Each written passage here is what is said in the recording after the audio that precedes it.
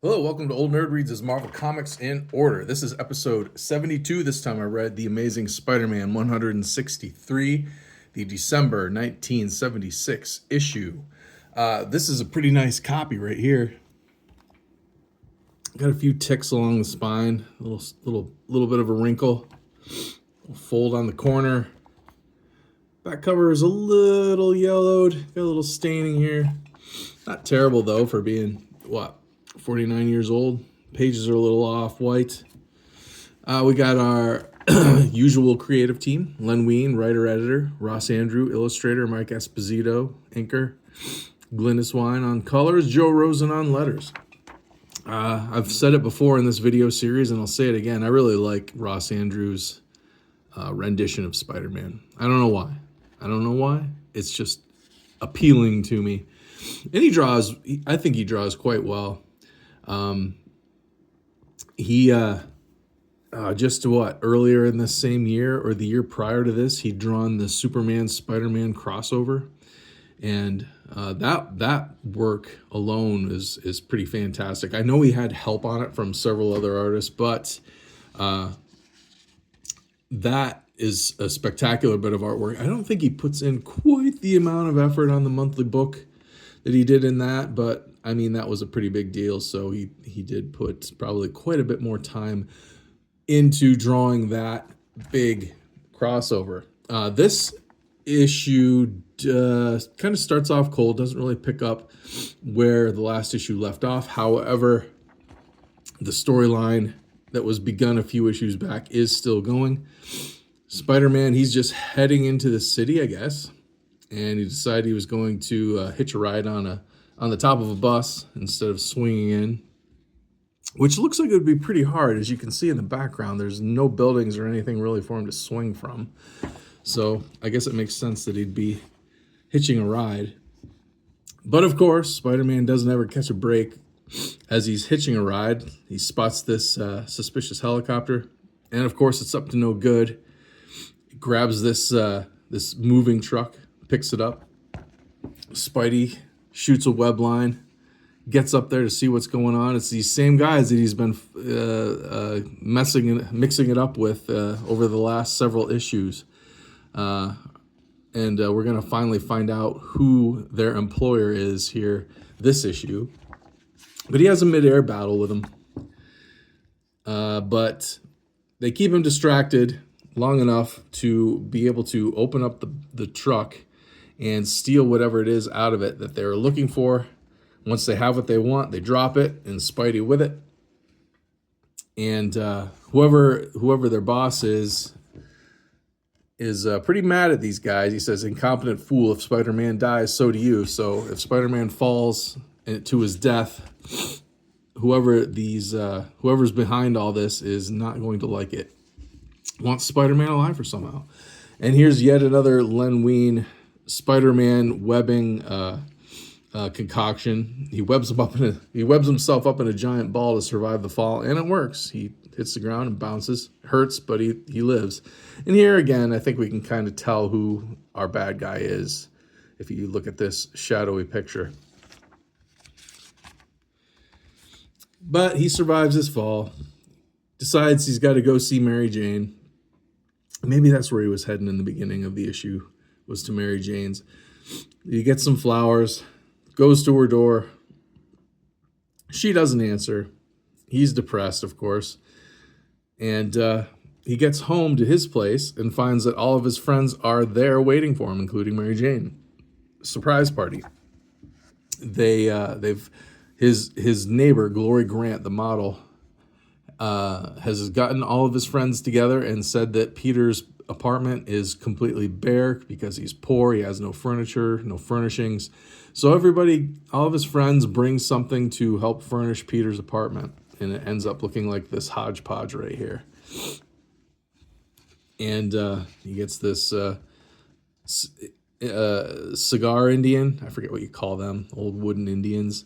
Gets a beat-up chair. He gets a collection of toasters, 5 of them, but only 2 work. His landlady gives him this old fish plaque. And so the party gets going, and he wants to still talk to Mary Jane, but Flash and her have been hanging out. So Flash is gonna encroach on his territory here, and he can't get Mary Jane to give him the time of day. So he wanders off by himself.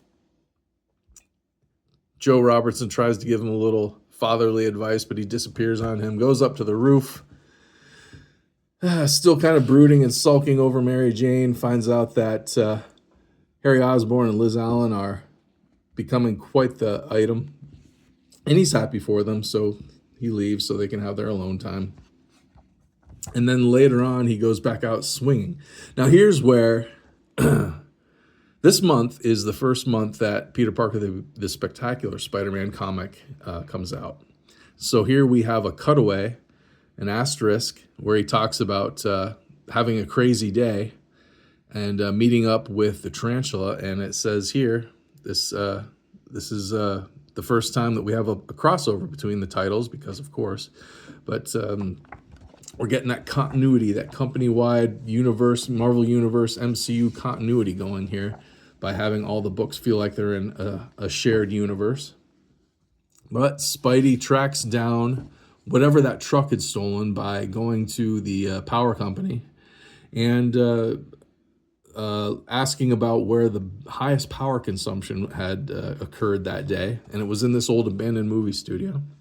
So he heads there, busts in, gets trapped, and finds out, we finally find out who the baddie is, who it was pretty easy to guess, I think, but it's the Kingpin.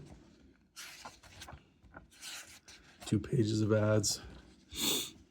And these guys have a bit of a tussle. And here's all of his henchmen. But the Kingpin, this is a great drawing. That's a great drawing.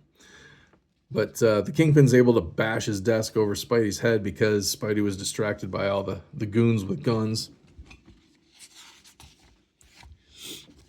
And we find out that during this fight, that Spider-Man and the Kingpin are pretty much like, their strength is pretty evenly matched, which I don't think makes sense. But I mean, wouldn't the Kingpin have to be super powered? He's not super powered, is he? I didn't think he was. Maybe he is. But Spider-Man, I think in the Marvel Universe, those encyclopedia comics where they profile each character from the Marvel Universe, I think it says like Spider-Man can lift something like 10 tons. So Kingpin would have to be able to do that. And I don't think he's super powered. But whatever. Spider-Man finally is able to just about get the best of the Kingpin, but the Kingpin, of course, has he's got a tie pin that gasses Spider-Man, knocks him out. And Spider-Man comes to in this apparatus. And this is probably why the Kingpin wanted to keep him alive. He wants to steal his life force and put it into this body back here. And I suppose if I had some earlier Amazing Spider-Mans, I think this is only like maybe the 4th or 5th Amazing Spider-Man in my collection. So anything before that I don't own. I might be able to guess who this mystery character is behind the Kingpin, but the Kingpin obviously wants to bring this must be a dead body or a comatose body or something the Kingpin wants to bring back to life. So I can't guess. Maybe it's Jean DeWolf's brother. There was a big storyline in Marvel Team Up just recently where Jean DeWolf's brother was comatose, and I thought, but at the end of that storyline, he comes back. He's back to life. So I don't think it's him, but I can't guess who this is. Whoever it is got blonde hair. You can see some blonde hair right there. But the Kingpin wants to steal Spider-Man's life force to revive this mystery character, and that is our cliffhanger for this issue.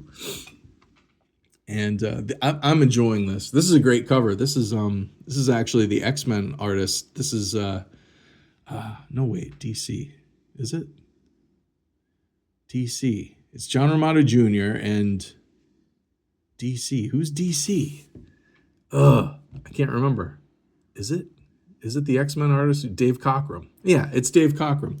So this is a great cover. I love all the detail on the hardware on Kingpin's desk. That looks great. Really fancy desk. And the Kingpin just smashes it, but he's a crime lord. Kingpin got all kinds of money probably. Yeah, that's a really cool cover. This is the end of 1976.